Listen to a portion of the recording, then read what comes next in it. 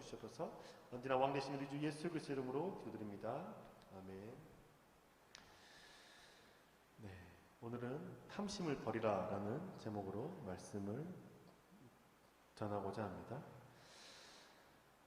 여러분 찬양 예배로 드리는데요. 여러분 매달 이렇게 찬양 예배 드릴 때 하나님 앞에 찬양으로 집중하는 앞에 더욱더 기도하며 말씀에 머물고 집중할 수 있기를 소망합니다. 오늘로서 우리는 십계명의 마지막 말씀을 살펴보게 됩니다. 저는 십계명의 말씀의 핵심이 오늘 10번째 계명에 있다고 생각합니다. 왜냐하면 하나님을 우상처럼 섬기고 이웃의 것을 빼앗고 죽이는 모든 것은 탐심에서 비롯되기 때문입니다. 하나님께서 10번째로 탐심을 버리라 라고 말씀하시기 전에 거짓 증거를 하지 말라 라고 말씀하셨죠. 그렇게 말씀하신 이유도 있습니다. 세상 사람들의 눈과 귀에 집중하다 보면 다른 사람들을 속여서라도 내 것을 채우면 그만이다라고 생각할 수 있기 때문입니다. 탐심에 눈이 먼 사람은 자신의 마음과 생각의 중심을 살피신 하나님을 바라보지 못하고 세상의 사람들만 생각하기 때문에 얼마든지 거짓 증거하며 속이고 도둑질하고 빼앗을 수 있다라고 생각합니다. 그래서 하나님께서는 하나님의 백성들이 하나님의 마음에 두지 않고 살아가는 모든 이유가 탐심에 있다는 것을 아셨기 때문에 10번째의 계명으로 탐심을 버리라라는 계명을 주셨습니다. 그래서 십계명을 마무리하면서 탐심을 버리라라는 계명을 우리 가운데 주신 것이죠. 하나님께서 10번째로 주신 계명, 내 이웃의 것을 탐내지 말라라고 했던 이 탐심이 무엇일까요? 탐심으로 번역된 히브리 단어 하마드의 뜻은 몹시 바라다, 갈망하다라는 뜻을 가지고 있습니다. 무엇인가를 반드시 갖고 싶어하는 마음, 그게 탐심이죠. 그런데 내가 무엇인가를 갖고 싶어하는 마음이 모두 다 탐심일까요? 소유를 해야 되기 때문에, 필요하기 때문에 갖고 싶어하는 것이 있을 수 있지 않겠습니까? 내가 정말 필요하기 때문에 갖고 싶어하는 것은 탐심이 아니라 필요를 채우고 싶어하는 욕구입니다. 하나님께 주신 욕구이죠. 그렇다면 이 필요를 채우는 욕구와 탐심을 어떻게 구분할 수 있을까요? 청파감리교회 김기성 목사님은 탐심과 필요를 채우는 욕구를 다음과 같이 구분합니다. 필요는 몸으로부터 출발하는 것이 필요이고 탐심은 마음으로부터 출발하는 것이 탐심이라고 설명해 주죠. 목이 마를 때 물을 마시고 싶은 것, 필요를 채우는 것이죠. 배가 고플 때 먹고 싶은 것, 먹는 것, 필요를 채우는 것입니다. 추울 때 옷을 입는 것도 필요를 채우는 것이죠. 이처럼 몸이 필요로 느끼기 때문에 필요를 채우는 것은 탐심이 아니라 몸의 필요를 채우는 욕구라고 설명합니다. 이 구분이 저에게는 참 와닿았습니다. 하지만 저에게는 조금 아쉬움이 남았습니다. 왜냐하면 추울 때 옷을 입는 사람이 그 옷을 살 때 구찌 옷을, 명품 옷을 산다면 그것은 필요일까요? 탐심일까요? 부자가 구찌를 사는 것, 그런 명품을 사는 것은 필요이고 경제적 능력이 되지 않은 사람이 그 명품을 사는 것은 탐심일까요? 그렇지 않다라고 생각합니다. 탐심과 필요를 나누는 그 기준을 말씀을 통해서 한 번 더 생각해 보고 싶습니다. 출애굽기 20장 17절의 말씀입니다. 내 이웃의 집을 탐내지 말라. 내 이웃의 아내나 그의 남종이나 그의 여종이나 그의 소나 그의 낙이나 무릇 내 이웃의 소유를 탐내지 말라. 아멘. 하나님께서 하시는 말씀의 탐심의 핵심은 무엇에 있냐면 남의 것을 보고 탐심을 채우지 말라라는 겁니다. 다른 사람이 가지고 있는 것을 보고 그것을 갖고 싶어하는 마음이 탐심의 출발이라는 것이죠. 다른 사람이 갖고 있는 것을 보기 전에는 그것을 필요를 못 느꼈는데 다른 사람이 갖고 있는 것을 보고 그것을 갖고 싶다는 마음이 생겼다면 그것은 필요를 채우는 욕구가 아니라 탐심이 출발되었다라고 하는 것이죠. 그래서 내 아내로 만족하며 살고 있는데 이웃 아내를 보고 저 아내가 더 좋아 보이고 저 아내를 갖고 싶다는 마음이 생겨서 그 아내를 취한다는 것은 탐심이 생겼기 때문이라는 것이죠. 내 집에 소가 10마리 있는 것에 부족함이 없다고 생각하고 살고 있었는데 이웃에 있는 집에 보니 소가 50마리 있는 것을 보고 그 이웃의 소처럼 가지고 있는 그자처럼 많은 것을 갖고 싶어하는 마음이 생겼다면 이것은 탐심이 된다는 겁니다. 내가 필요하다고 느끼지 못하고 있었는데 다른 사람이 갖고 있는 것을 보고 갖고 싶다는 마음 생기는 것이 탐심이라는 것이죠. 우리는 탐심을 강요받는 사회에 살고 있습니다. 시대에 살고 있는 것이죠.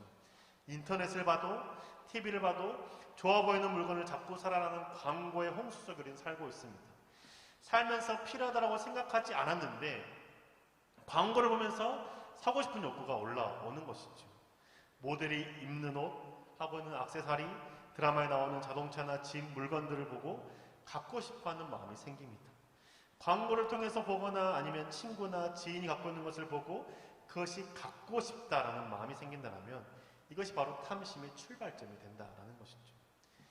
여러분은 탐심을 강요받는 이 사회 속에서 탐심을 채우려고 노력하며 살아가십니까? 아니면 내 필요를 채우기 위해서 그 욕구를 만족하며 살아가고 계십니까? 목회자인 저도 탐심에 노출되어서 탐심으로 구매한 것들이 많이 있습니다. 애플워치와 에어팟 프로가 그런 것이죠. 저는 애플워치가 없어도 잘 살 수 있는 사람이었습니다. 샤오미 밴드를 가지고도 잘 살아갔었죠. 그런데 다른 사람이 애플워치의 그 기능들에 대해서 현란하게 얘기할 때 너무나 갖고 싶은 마음이 생겨서 작년 생일 선물로 구매했습니다. 이게 탐심인 것이죠. 제가 이어폰을 듣는데 그 노이즈 캔슬링이 그렇게 뛰어난 이어폰을 쓰지 않아도 맡기라서 잘 사용할 수 있습니다. 그런데 다른 사람이 쓰는 것을 듣고 한번 착용해 보니 너무나 좋기 때문에 그것을 구매했다면 이것 또한 저는 제 필요가 아닌 탐심을 가지고 구매했던 것이죠.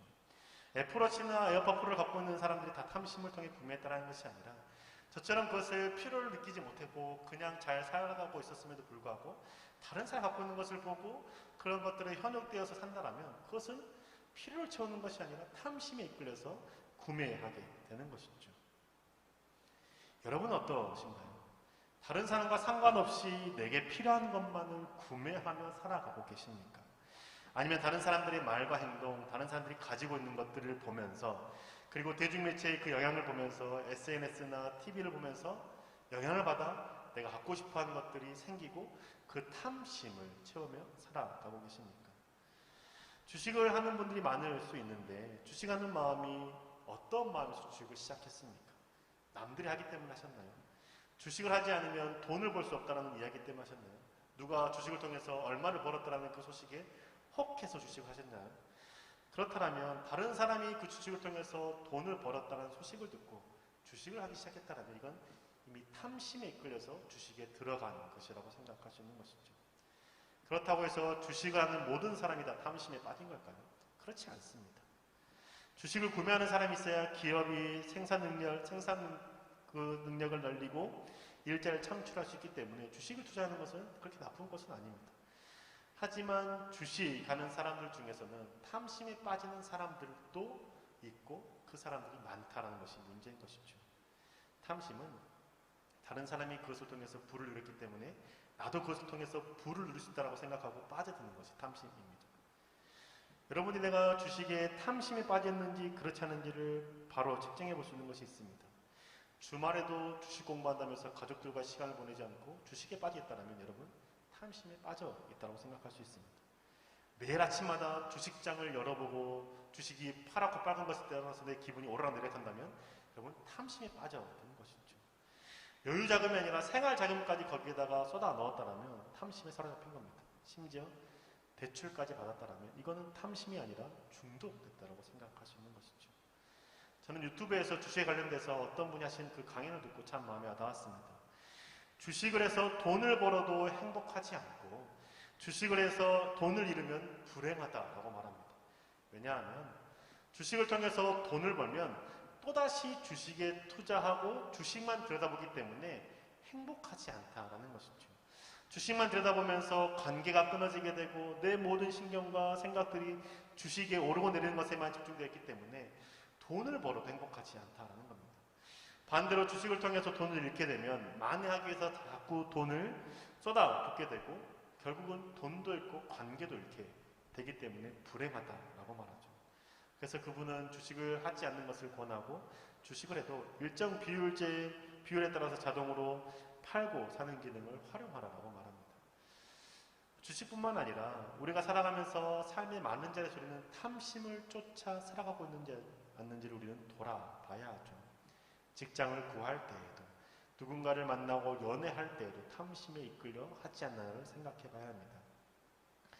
다른 사람들이 노후가 보장되고 돈도 많이 벌고 직장이 안정적이라는 말 때문에 그 직장을 선택하는 거라면 내가 왜 그 직장을 선택하는 것을 다시 한번 생각해 봐야 되는 것이죠. 다른 사람들이 좋다고 하기 때문에 하는 것, 그것을 하면 내가 안정되기 때문에 한다는 것은, 그것은 그 직장에 대한 나의 마음이 탐심으로부터 시작된 것은 아닌지를 돌아봐야 한다는 겁니다. 연애나 결혼하고 싶은 사람을 선택할 때에도 다른 사람들이 보기에 좋은 사람만을 선택하라고 한다면 그것은 또한 우리가 탐심에 시작된 마음으로 쫓고 있는 것은 아닌지 생각해 봐야 하는 것이죠. 우리의 삶의 기준은 다른 사람이 두고 살아가면 안 됩니다. 우리의 삶의 기준은 하나님 앞에 두고 살아가야 되는 것이죠. 우리의 삶의 기준은 다른 사람들에게 있는 것이 아니라 내 안에 계시고 나에게 말씀하시고 나를 사랑한다고 하시며 나의 삶을 이끄시는 그 하나님께 기준을 두고 살아가야 되는 것이죠. 그러니 우리는 다른 사람이 가지고 있는 것을 보고 탐심을 쫓아 살아가지 말고 하나님을 바라보고 하나님께서 나에게 하시는 그 말씀을 따라서 자족하는 삶을 살아갈 수 있어야 되는 겁니다. 왜 우리는 하나님의 말씀에 만족하지 못하고 자족하지 못하고 탐심을 쫓으며 살아갈까요? 그 이유는 다른 사람이 가지고 있는 것을 내가 소유해야 나도 행복하고 나도 안정적으로 살 수 있을 거라는 착각 때문이죠. 다른 사람들이 갖고 있는 것을 내가 갖지 못하면, 내가 소유하지 못하면 불행할 것 같습니다. 그래서 우울해집니다. 그래서 우리는 탐심의 노예로 살아가게 되는 것이죠. 다른 사람들이 가진 것을 나도 갖기 위해서 노력하게 됩니다. 없어도 괜찮고 불편하지 않음에도 불구하고 구매하고 소유하고 싶은 이유는 다른 사람이 가지고 있기 때문이라면 그것은 내가 내 삶을 살아가는 것이 아니라 다른 사람들처럼 살기 위해서 애쓰는 것에 불과하는 것이고, 그래서 전혀 기쁨이 되는 삶을 사는 것이 아니라는 것이죠. 다른 사람이 소유하는 것을 내가 꼭 소유해야만 행복할까요? 그렇지 않다라고 생각합니다. 에리 프롬의 소유냐 존재라는 책을 보면 소유지향적인 태도를 가지고 있는 사람은 걱정과 두려움과 불안을 피할 수 없다라고 말합니다. 왜냐하면 그 소유하고 싶은 것을 소유했을 때에는 그것을 잃어버릴 수 있고, 아니면 그것이 사라질 수 있고, 아니면 더 좋은 그 무엇인가가 나타나기 때문에 그것 때문에 불행해질 수 있다는 것이죠. 그래서 소유지향적인 사람은 불안과 두려움을 없애기 위해서 지금 가지고 있는 것에 만족하지 못한다라는 겁니다. 조금 더 많이, 조금 더 좋은 것을 소유하고자 애쓰고 그것을 소유할 때만 행복하다고 느끼지만 그 행복은 그 소유를 했을 때 잠깐일 뿐 또다시 다른 소유로 넘어가게 되는 것이죠. 아무리 다른 사람이 갖고 있는 것을 나도 똑같이 가지려고 해도 언제나 나보다 더 많은 것을 가지고 있는 사람이 존재하기 마련입니다. 이처럼 다른 사람이 가지고 있는 것을 내가 갖는다고 해서 내가 행복해질 수 없습니다. 성경도 그것을 잘 알려주고 있습니다. 디모데전서 6장 9절과 10절의 말씀입니다. 부하려 하는 자들은 시험과 올무와 여러 가지 어리석고 해로운 욕심에 떨어지나니 곧 사람으로 파멸과 멸망에 빠지게 하는 것이라. 돈을 사랑함이 일만하게 뿌리가 되나니 이것을 탐내는 자들은 미혹을 받아 믿음에서 떠나 많은 근심으로써 자기를 찔러도다. 디모데전서 6장 9절과 10절의 말씀을 보면 많은 것을 모으려고 하는 사람이 시험과 올무에 빠졌다라고 말하고 탐심에 빠진 사람은 멸망한다라고 말합니다. 파멸한다라고 말씀하시죠. 돈을 사랑하고 탐내는 자는 믿음에서 떠나게 되고 근심에 찔리게 된다라고 가르쳐 주는 겁니다. 탐심의 끝이 어디냐면 하나님으로부터 등지는 것에 있기 때문입니다. 행복하지 못한 삶을 사는 사람들은 내 안에 탐심을 채우지 못했기 때문이라는 것이죠. 불안을 떨치고 행복하기 위해서 끊임없이 탐심을 쫓아 살아간다면 결국은 하나님으로부터 등지고 하나님부터 멀어지는 곳에 있는 자기 자신을 발견하게 된다는 것이죠. 그렇기 때문에 우리는 탐심에서 벗어나야 합니다. 어떻게 해서 탐심이 자유로울 수 있을까요? 그 디모데전서는 이어서 우리 가운데 이렇게 가르쳐줍니다. 디모데전서 6장 6절과 8절의 말씀입니다. 그러나 자족하는 마음이 있으면 경건은 큰 이익이 되느니라. 우리가 세상에 아무것도 가지고 온 것이 없음에 또한 아무것도 가지고 가지 못하리니 우리가 먹을 것과 입을 것이 있은즉 족한 줄로 알 것이니라. 사도 바울은 자족하는 마음이 경건에 큰 이익이 된다라고 가르쳐 주는 것이죠. 자족할 수 있을 때 우리는 하나님과 가까워질 수 있고 하나님과 가까워짐으로 불안과 두려움에서 벗어나 행복한 삶을 살 수 있다는 것이죠. 자족할 수 있는 마음은 내가 세상에 태어날 때 빈손 왔다는 것을 인식할 때 가능합니다. 주님께서 나를 먹이셨고 입히셨고 나를 살게 하셨다는 것을 고백하고 인정할 때에 자족하는 삶을 살 수 있는 것이죠. 이 기도를 드린 사람이 아굴입니다. 아굴의 잠언의 고백을 우리 함께 생각해 보고자 합니다. 잠언 30장 7절에서 9절의 말씀입니다. 잠언 30장 7절 9절의 말씀을 보면 내가 두 가지 일을 주께 구하였사오니 내가 죽기 전에 내게 거절하지 마시옵소서. 곧 헛된 것과 거짓말을 내게서 멀리 하옵시며 나를 가난하게도 마옵시고 부하게도 마옵시고 오직 필요한 양식으로 나를 먹이시옵소서. 혹 내가 배불러서 하나님을 모른다 여호와가 누구냐 할까 하오며 혹 내가 가난하여 도둑질하고 내 하나님의 이름을 욕되게 할까 두려워함이니이다. 아멘. 아굴이 하나님께 구한 것이 무엇입니까? 부하기도 하지 말고 가난하게도 하지 말라라는 겁니다. 부하게 하지 말라고 요청하신 이유는 부해졌을 때 하나님을 모른다라고 할 수 있기 때문이죠. 더 많은 것을 추구하며 탐심을 쫓다 보니 하나님이 아니라 내가 다른 사람이 갖고 있는 것을 추구하고 갖기 위해서 탐심을 쫓다가 하나님도 등질 수 있기 때문에 너무 배부르게 하지 말라라고 기도합니다. 또 하나는 너무 가난하게도 하지 말라라고 기도하는 것이죠. 왜냐하면 내가 너무 가난해져서 도둑질하여서 하나님의 이름을 욕되게 할까봐 아굴은 이렇게 너무 가난하게도 하지 말고 너무 부하게도 하지 말라라고 기도하고 가르쳐 주는 것이죠.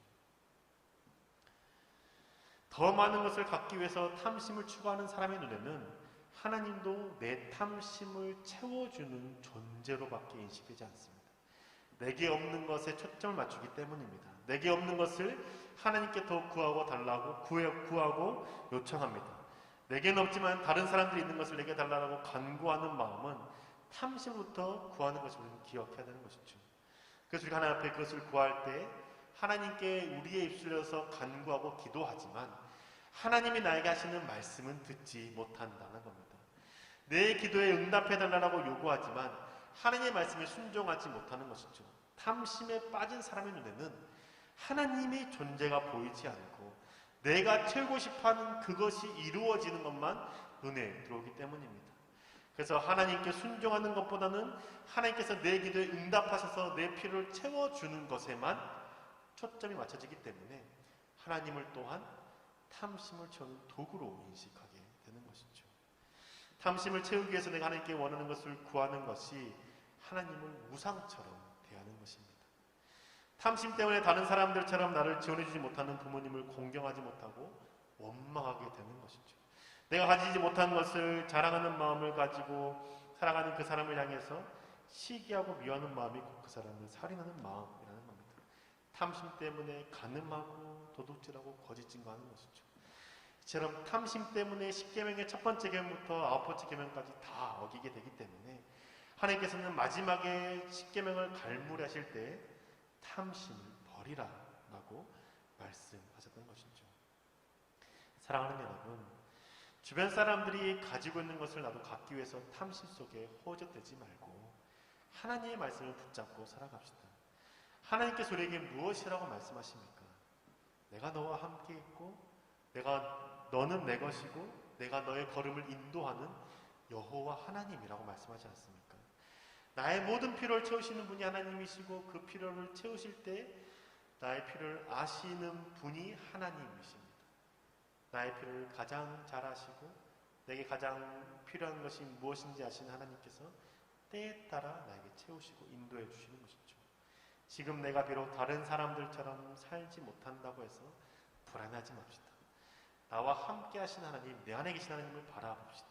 그러면서 감사하며 살아갑시다. 너무 부하게도 하지 마시고 너무 가난하게도 하지 말라고 우리 함께 간구하면서 나의 어려움 가운데 건전해 주신 하나님께 기대하며 소망하며 하나님께 나아갑시다. 내가 다른 사람들처럼 풍족하고 부유한 삶, 부족함 없는 삶을 살지 못한다고 해도 하나님께서 나를 아시고 나를 채우시고 나를 먹이시고 입히시는 분이심을 믿으며 감사하며 살아갑시다. 나의 필요는 주님께서 채워주실 것을 믿고 탐심을 버리고 하나님의 말씀에 듣고 순종하며 살아갑시다. 내 삶을 채우시는 하나님을 바라보므로 탐심을 쫓지 않고 하나님의 채우심을 경험하며 살아가시는 저와 여러분 되시길 주님으로 축복합니다. 함께 우리 결단하며 찬양하길 소망합니다. 찬양팀을 준비해 주시기 바라겠고요. 우리가 하나님을 믿는 믿음을 살아가는 것은 내가 내 탐심을 채우기 위해서는 믿는 믿음 가운데 나아가는 것이 아니라 내 삶을 가장 잘하신 하나님께서 나의 삶을 이끄시고 인도하신다는 것을 믿는 믿음에서 하나님께 나아가는 것이죠. 이상하게 결단하며 찬양할 때 주님, 내게 주어진 삶을 묵묵히 살아가면서 나를 붙드시고 나와 함께 하신 예수님을 바라보겠습니다며 결단하며 찬양합시다. 다 함께 하나님을 경외하는 마음으로 일어나셔서 결단하며 찬양하시겠습니다.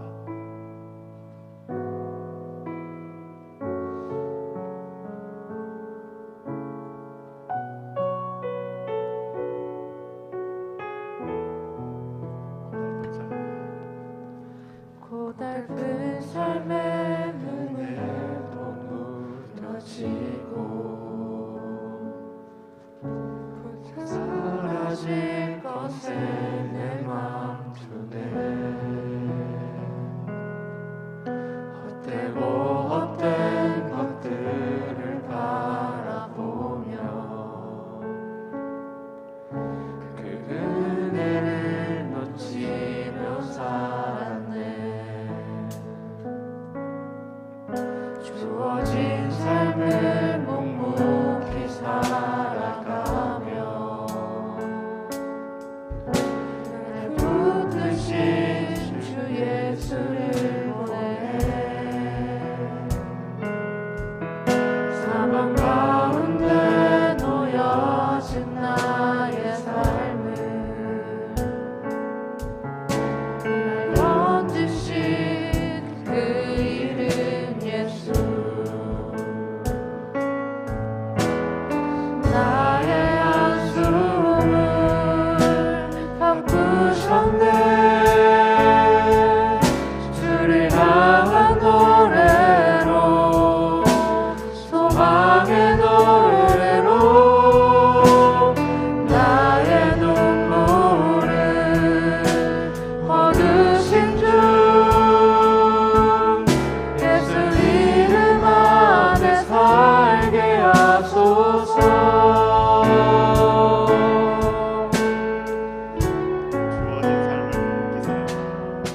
주어진 삶을 묵묵히 살아가며 날 붙드신 주 예수를 보내. 사망 가운데 놓여진 나의 삶을 날 건지신 그 이름 예수. 나의 한숨을 바꾸셨네. 주를 향한 노래로, 소망의 노래로 나의 눈물을 거두신 주 예수 이름 안에 살게 하소서. 나의 한숨을 바꾸셨네. 주를 향한 노래로, 소망의 노래로 나의 눈물을 거두신 주 예수 이름 안에 살게 하소서. 나의 한숨을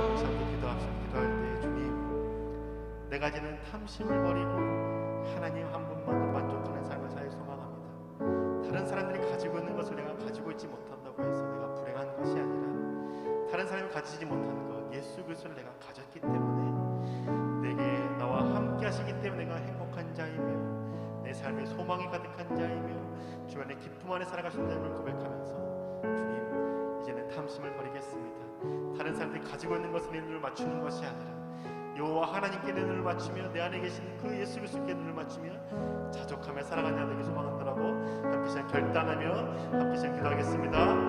주님 우리가 함께 감사드립니다. 주님 다른 사람을 가지고 있는 것을 바라봅니다. 하나님이 주시는 바라봅니다.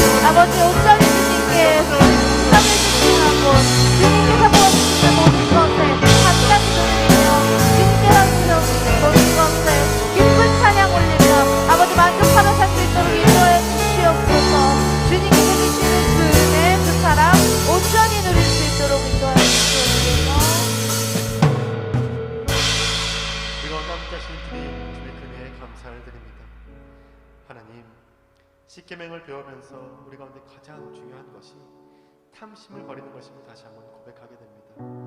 주님 우리 안에 탐심을 가득 차 있기 때문에 하나님을 우상처럼 여기며 다른 사람이 가지고 있는 것을 내게 채워달라고만 간구했던 우리 죄악을 용서하여 주시옵소서. 하나님의 이름을 부를 때 내 것을 채워달라고 내 기도에 응답해달라고 했던 우리 의상처럼 불렀던 우리의 죄악들 용서하여 주시옵소서. 하나님 부모님을 공경하지 못했던 이유도 다른 부모님들처럼 내 삶을 지원해주지 못하기 때문에 그 가난이 싫고 그 부족함이 싫고 궁핍함이 싫어서 부모님을 공경하지 못했던 우리의 죄악들 또한 용서하여 주시옵소서. 하나님 탐심에 눈이 멀어 간음하고 도둑질하고 살인했던 우리 죄악들 용서하여 주시옵소서. 다른 사람들의 눈만 속이면 된다고 생각하며 거짓 증거하며 살았던 우리 죄악들도 주님 긍휼히 여기시고 용서하여 주시옵소서. 이제 우리의 눈이 다른 사람들을 향해 있지 않길 소망합니다.